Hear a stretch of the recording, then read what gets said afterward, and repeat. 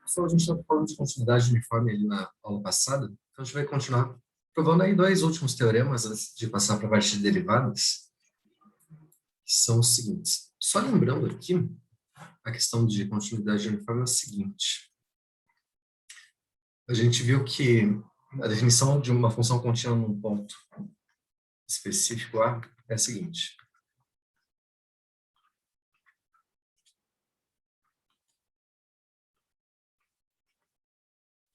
Se para todo epsilon maior que zero, existe um delta maior que zero, tal que se o x menos a é maior que delta, então o f de x menos f de a tem que ficar menor que epsilon, né? Então, pontos próximos de A tem que ser levados em pontos próximos a f de A pela função. Deixa eu abrir aqui um gráfico do GeoGebra, para vocês darem uma olhadinha.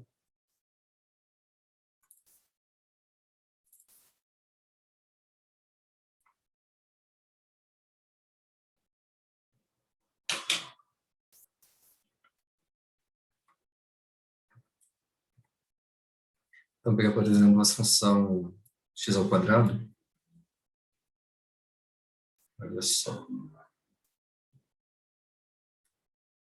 Se eu pego aqui no x igual a 1, por exemplo,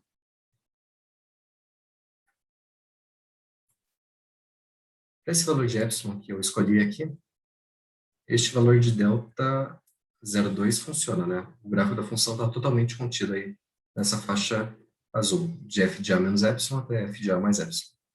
Agora, se eu mudar um pouquinho o valor do ponto A, aí já não dá, né? Esse delta não funciona mais para esse epsilon aqui. O gráfico da função está fora dessa faixa azul. Então, a relação do delta aqui não depende só do epsilon, depende do ponto A que a gente escolheu. Mas se eu mudar a função aqui para uma função linear, por exemplo, 2x, 3x, sei lá, qualquer coisa desse tipo, olha, vamos ver se aqui está dando certo. Aqui não dá, né? O gráfico da função está um pouquinho para fora dessa faixa. Eu só diminuir um pouco o delta. Pronto, aqui deu. E olha, independente do ponto A que eu pegue, esse valor do delta só depende do epsilon agora. O gráfico vai estar sempre aí dentro dessa faixinha azul. E se eu diminuir o valor do epsilon, tudo bem. Agora o delta não dá mais, mas se eu diminuir um pouquinho mais, aí agora ele funciona e também depende do ponto x. Esse tipo de função que a gente diz que é uma função uniformemente contínua. O valor do delta depende só do epsilon, não depende do ponto A que a gente escolheu. Okay? Então a gente vai dizer que uma função é uniformemente contínua se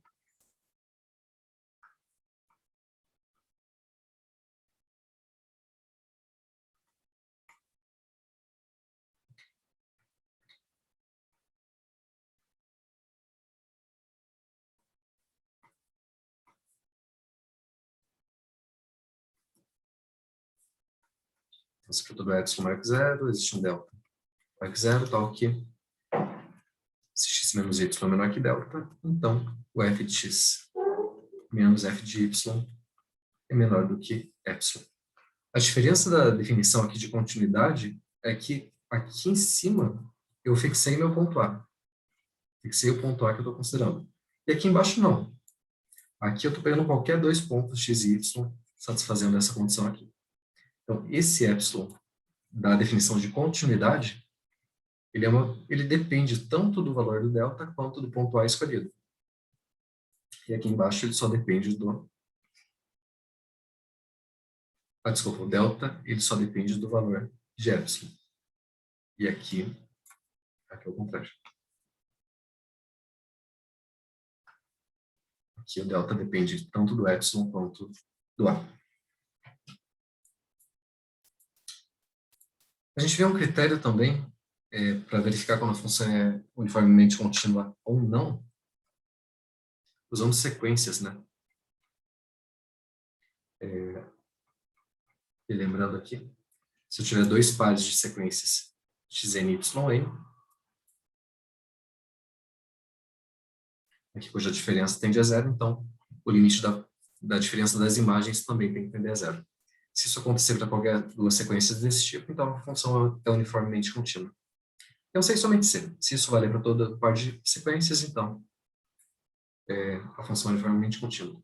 E se a função for uniformemente contínua, vale essa condição aqui. A gente usa essa condição várias vezes aí para poder verificar que várias funções que são contínuas não são uniformemente contínuas, né? Essa função definida por partes, 1 e menos 1, função x ao quadrado, enfim. Bom, esse próximo teorema ele vai garantir para a gente que em conjuntos compactos qualquer função vai ser uniformemente contínua. Isso aqui é só, de novo, é uma aplicação daquele teorema das sequências, dos pares de sequências convergindo para zero.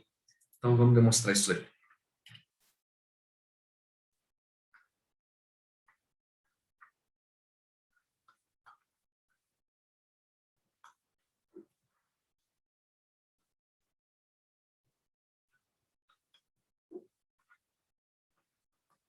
Então, você tem uma função contínua aqui, definida nesse conjunto compacto.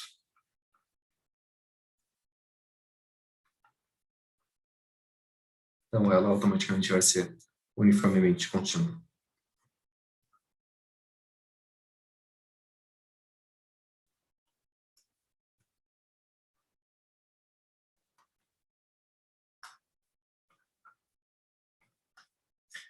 Bom, a demonstração disso vai ser feita usando o teorema que a gente provou na aula passada, tá? Se eu tiver dois pares de sequência, xn e yn, cuja diferença tende a zero, então a gente tem que mostrar que o f de xn menos f de yn também converge para zero.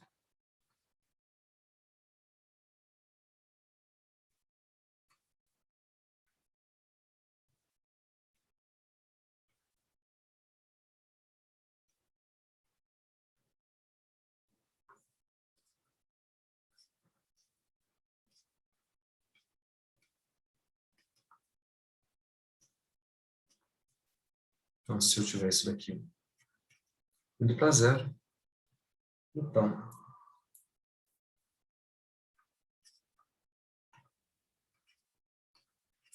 o limite das imagens também tende a zero, da diferença das imagens, né?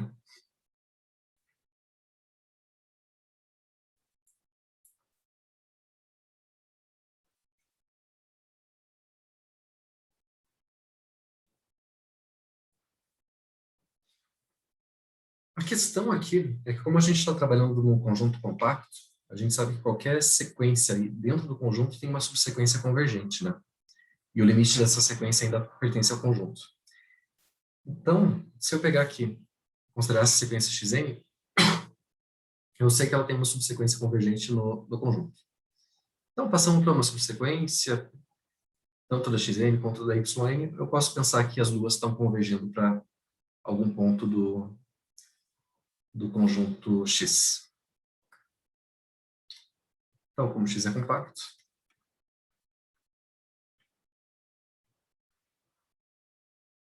só não estava compartilhando a tela aqui, né? Deixa eu compartilhar aqui, desculpa.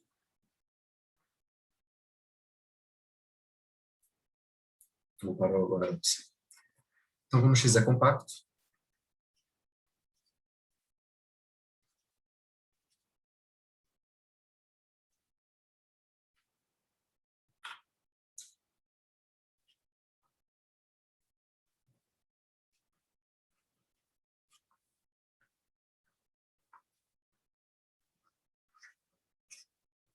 pode supor que as duas sequências são convergentes e o limite xn igual a limite de yn igual a b, os dois são pontos do conjunto X.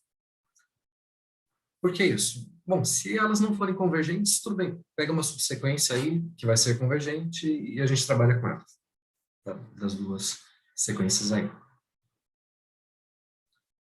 Bom, se as duas são convergentes e o limite da diferença das duas é zero, então o ponto A e o ponto B têm que ser iguais, né?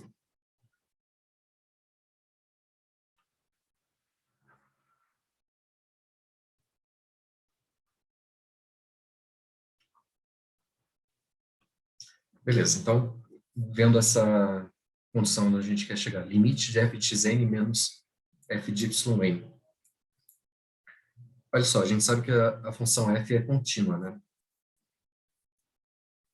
Se ela é contínua, eu posso calcular esse limite de f de xn aqui simplesmente passando o limite para dentro do argumento da função. Essa coisa aqui. E o limite de xn eu sei que existe, esse número é. Agora, para yn, mesma coisa.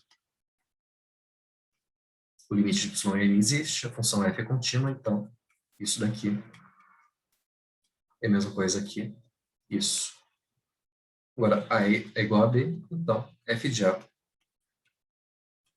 é igual a f de b. Muito bem, os dois limites existem, são iguais, então a diferença dos limites. Os dois limites são iguais, né? Dá zero. Pronto. Pelo teorema anterior, essa função é uniformemente contínua.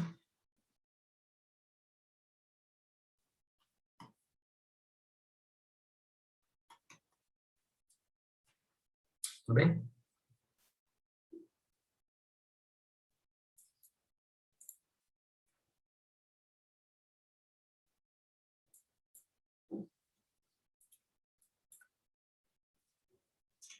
Bom, e o último teorema que a gente vai ver aqui é sobre sequência de Cauchy.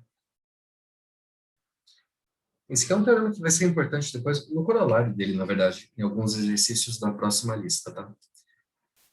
A gente vai ver que se tiver uma função uniformemente contínua, a imagem de uma sequência de Cauchy ainda é uma sequência de Cauchy. Então, assim, tem uma função aí saindo de um conjunto X, vindo dos números reais, que é uniformemente contínua. Então, você tem uma sequência de Cauchy. Dentro desse conjunto, a imagem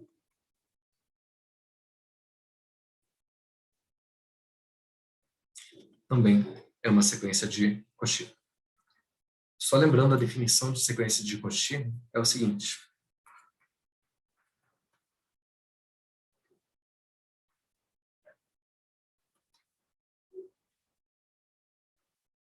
Diz que uma sequência de Cauchy, se para todo epsilon maior que zero, existe um certo n0 natural, tal que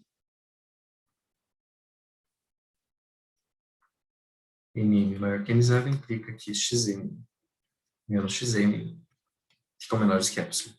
Quer dizer, os pontos da sequência eles vão se aproximando aí. A diferença entre eles vai tendendo a zero conforme o índice da sequência vai aumentando. A gente já provou que, no caso dos números reais, toda sequência de Cauchy é convergente. E o contrário também vale, né? Toda sequência de convergente é uma sequência de Cauchy. Então, para a reta, é equivalente dizer que uma sequência de Cauchy, com dizer que ela é uma sequência convergente. Isso aqui não vale em geral em espaços métricos, tá? Para a reta vale, pela questão da reta ser completa.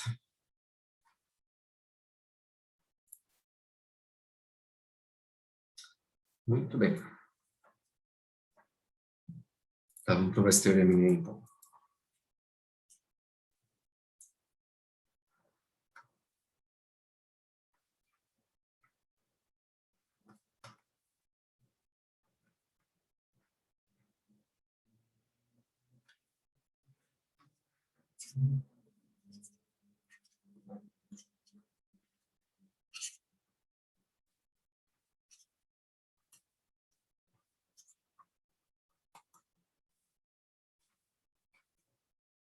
Nós temos uma sequência xn aqui, no conjunto X.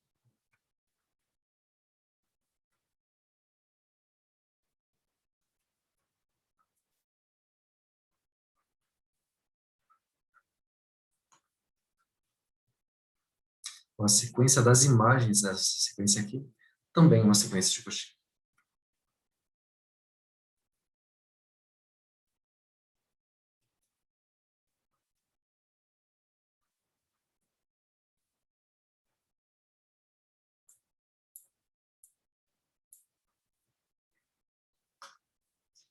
Esse teorema que não tem muito o que fazer, tá? É só aplicar as definições que a coisa sai. Vamos pensar o seguinte. Eu quero mostrar que essa sequência é uma sequência de Cauchy, certo? O que é uma sequência de Cauchy? Dado o epsilon maior que zero, a gente quer encontrar um n0, tal que aquela implicação seja verdadeira. Tá, peguei um epsilon maior que zero. O que eu sei na minha hipótese aqui do teorema é que a função é uniformemente contínua, certo? Então, dado um epsilon maior que zero, a gente sabe que existe um delta maior que zero, tal que para x e y em módulo menor que delta, o f de x menos f de y é menor que epsilon, ok? Então, se tiver no máximo essa distância aqui no domínio, eu vou ter mais, no máximo essa distância aqui na diferença das imagens. Agora a gente vai usar o fato que a sequência xn é de Cauchy. Para esse número positivo aqui, em alguma hora, a diferença dos termos da sequência, xn, vão ficar menores que esse número aqui, certo? Então, como xn é de Cauchy,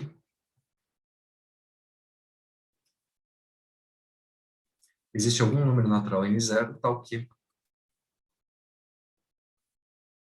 se n e n são maiores que n0, a gente tem xn menos yn. Fica menor que esse número positivo que eu fixei aqui. Bom, e se yn... Ah, não, desculpa. Eu escrevi errado. Xn menos xn. Xn tem uma distância menor que delta. Então, quando eu aplico a função, a distância entre as imagens fica no máximo epsilon.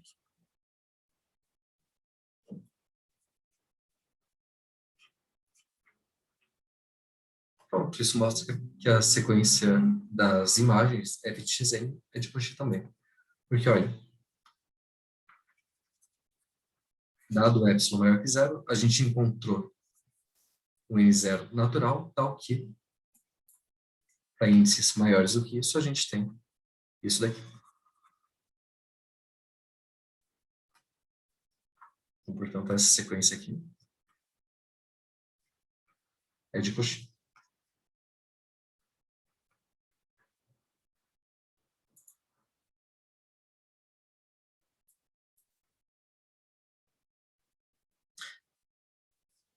O mais interessante desse teorema, na verdade, é o corolário, esse corolário 10.20, que ele garante que para funções uniformemente contínuas, a gente sempre tem limites aí da função em pontos de acumulação do domínio. Certo?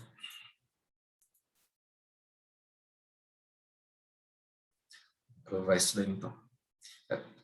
Pessoal, vocês vão usar esse corolário aqui em alguns exercícios da próxima lista, tá?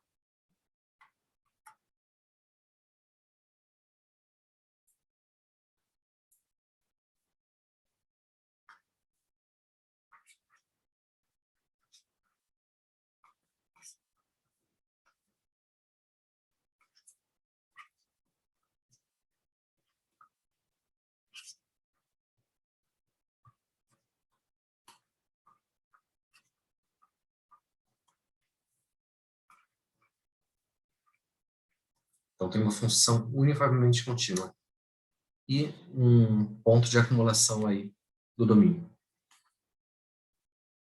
Então, sempre existe o limite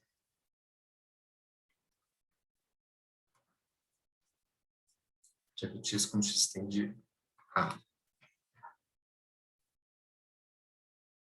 Só uma coisa que eu esqueci de dar exemplos ali do teorema dos compactos, né, pessoal?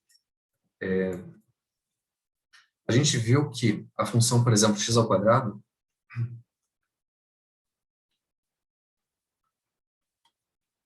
essa função, se eu pensar que o domínio dela é toda reta, essa função não é uniformemente contínua. Agora, se eu trocar o domínio aqui, colocar um domínio, por exemplo, um intervalo de -3 até 3,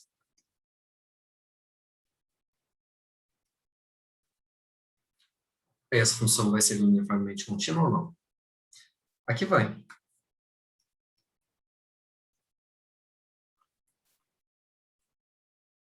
Por quê? Porque o domínio dela agora é um conjunto compacto. Então, tem uma função contínua definida num compacto, ela sempre é uniformemente contínua. E se eu estivesse pensando que essa função está definida, sei lá, intervalo -3 até 3, união com número 5.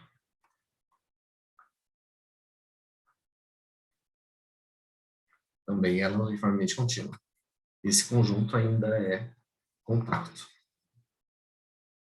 E a função aqui, é claro que ela é contínua, né? É uma restrição de uma função contínua, então qualquer conjunto ainda é contínuo.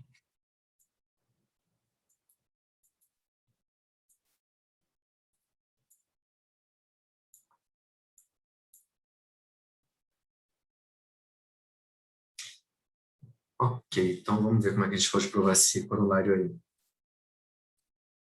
Tem que existir o limite da função quando x tende a... Bom, dizer que o limite existe...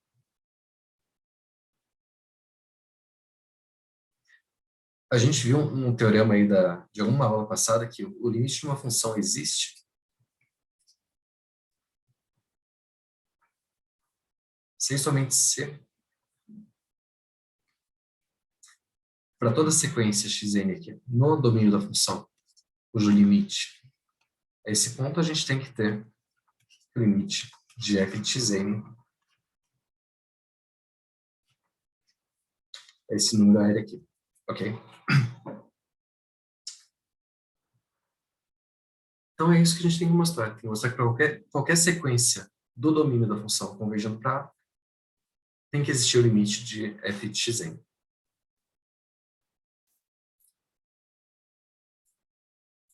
E tem que ser o mesmo número, né? Muito bem. Vou dar uma olhadinha na apostila aqui como ele faz.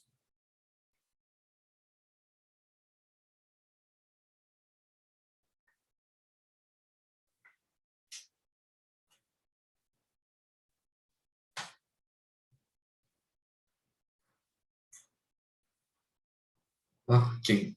Bom, a primeira parte aqui, mostrar que para toda sequência cujo limite existe o limite de f de xn, isso é imediato pelo teorema anterior. Porque, olha, a gente tem uma sequência de pontos aí, xn. Uma sequência de pontos diferente do próprio ponto A, né? Porque ele tem que ser um ponto de acumulação. Sequência no conjunto x menos A. O limite de xn sendo A. A gente tem que mostrar que o limite de f de xn existe, tá? E depois que, independente da sequência que a gente pegue, o limite vai ser sempre o mesmo número. Tem que ser sempre o mesmo número aqui. Ok. Bom, se o limite de xn é A, quer dizer que essa sequência é convergente.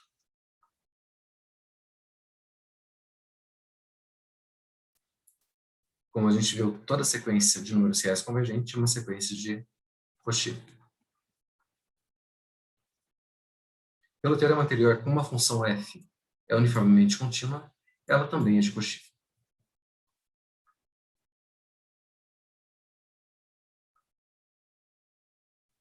E, de novo, fazendo o contrário aqui, toda sequência de Cauchy é convergente. Então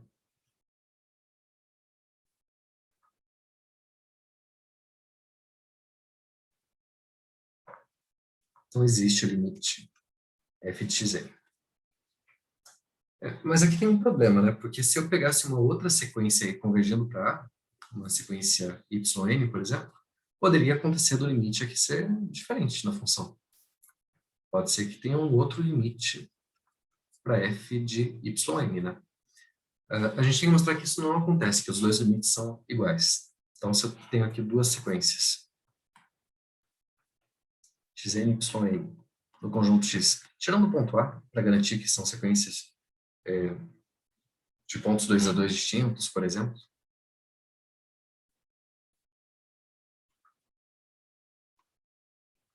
as duas convergindo para A.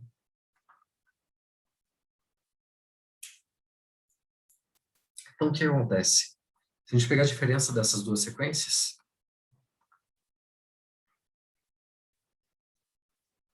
a diferença dá zero.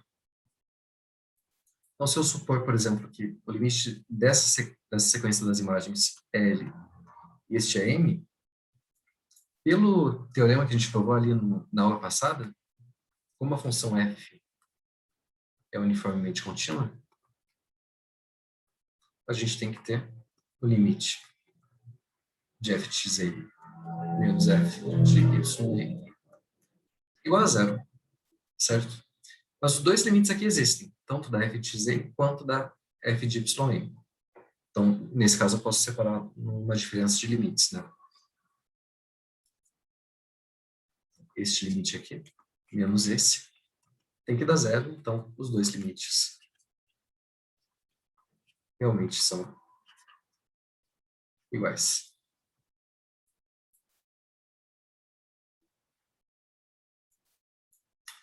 Beleza, pessoal?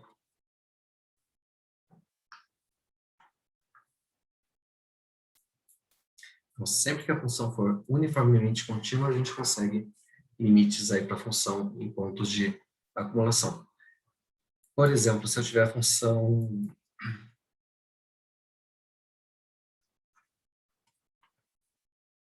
Pensar numa função contínua aí. Função, por exemplo, definida no intervalo de menos 1 até 0, união 0 até 1.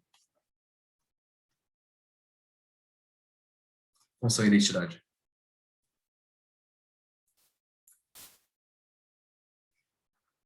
O gráfico dela seria uma coisa desse tipo aqui. De menos 1 até 1. Bom, o gráfico... Eu estou pensando que a função está definida em todo esse intervalo aqui, mas tirando o ponto 0, né? Tem um buraco aqui. Então, o gráfico dela é uma coisa desse tipo aqui. Vai ter 1, vai ter o menos 1.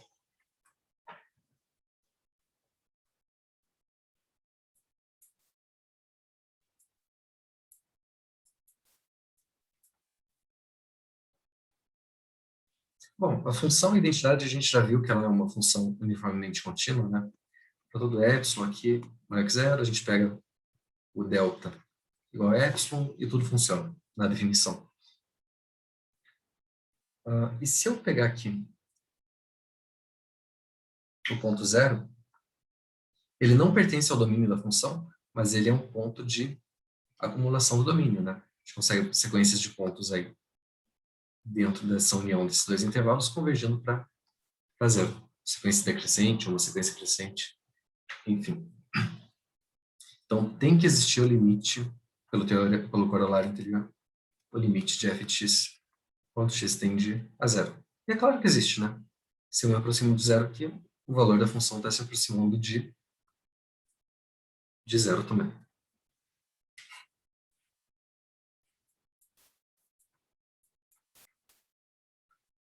Ou um outro exemplo.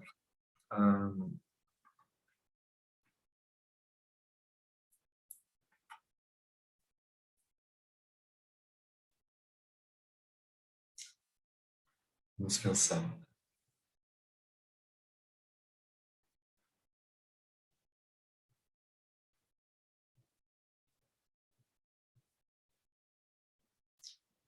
Olha, vamos pensar na função f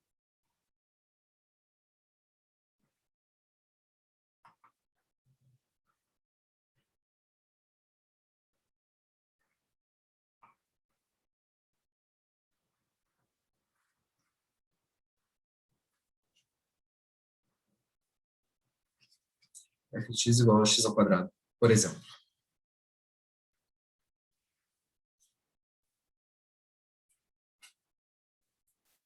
Será que essa função é uniformemente contínua?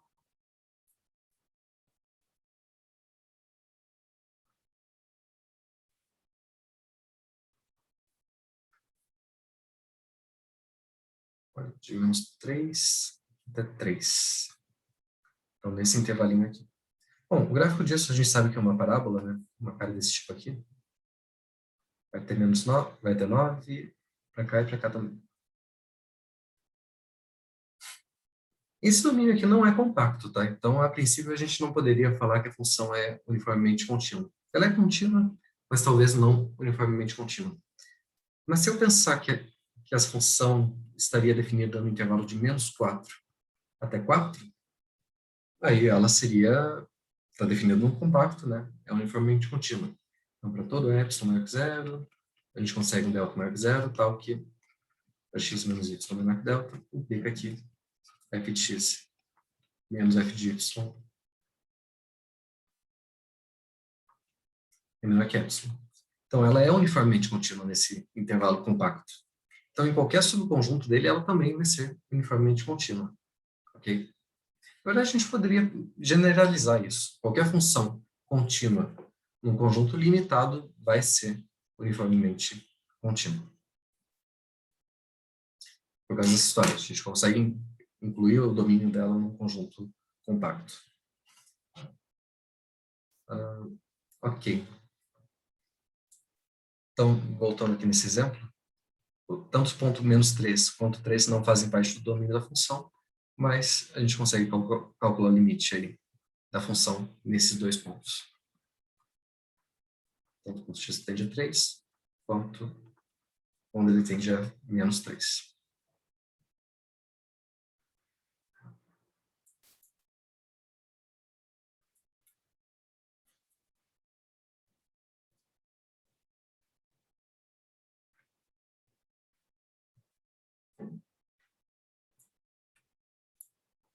Aqui é um critério interessante para a gente verificar quando a função não é uniformemente contínua também, tá? Se eu pensar, por exemplo, na função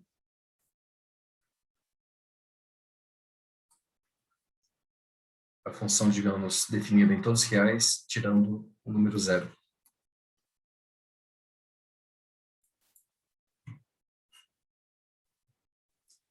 X igual a seno de 1 sobre x, por exemplo. Bom, essa é uma função contínua. Função seno, função 1 sobre x, são todas funções contínuas. Ela não está definida no ponto zero, tá? Então, não faz sentido falar em continuidade no zero, mas em todos os pontos do domínio, essa função é contínua. Será que ela é uniformemente contínua?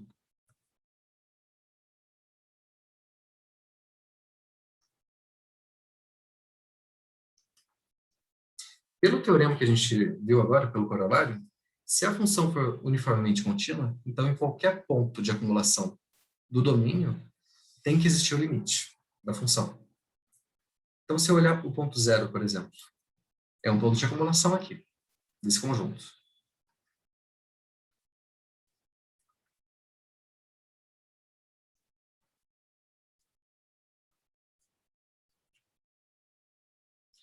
Mas será que existe o limite de f de x quando x tende a zero? Não, não existe. Olha, se a gente olhar no GeoGebra aqui, fica fácil perceber que não tem como existir o limite dessa função em zero. O gráfico dela é uma coisa assim. Seno de 1 sobre x.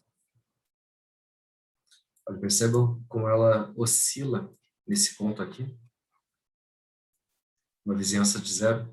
Então, eu posso pegar sequências aí convergindo para zero, cujo valor da função f de xn converge para qualquer valor aqui entre -1 e 1. Tá?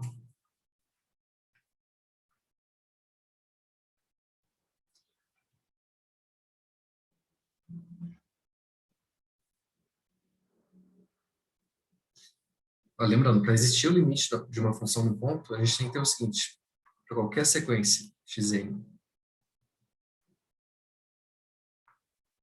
toda a sequência xn, o limite da xn sendo a gente tem que ter o limite de f de xn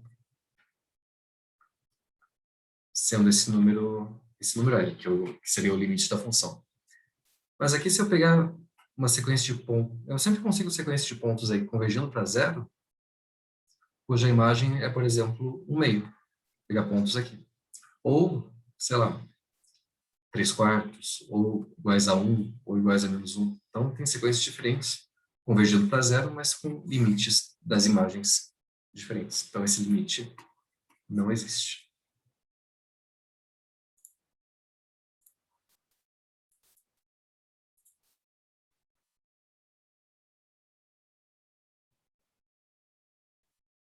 A mesma coisa para a função 1 sobre x, né? Ela seria mais simples falar. Bom, pessoal, isso daí encerra, então, a parte de funções contínuas. A gente vai começar... acho que vou deixar para a próxima aula para começar isso, que é um assunto novo. A parte de derivadas, tá? Daqui a pouquinho eu já coloco a próxima lista de exercícios no Moodle para vocês. Até segunda, então, pessoal.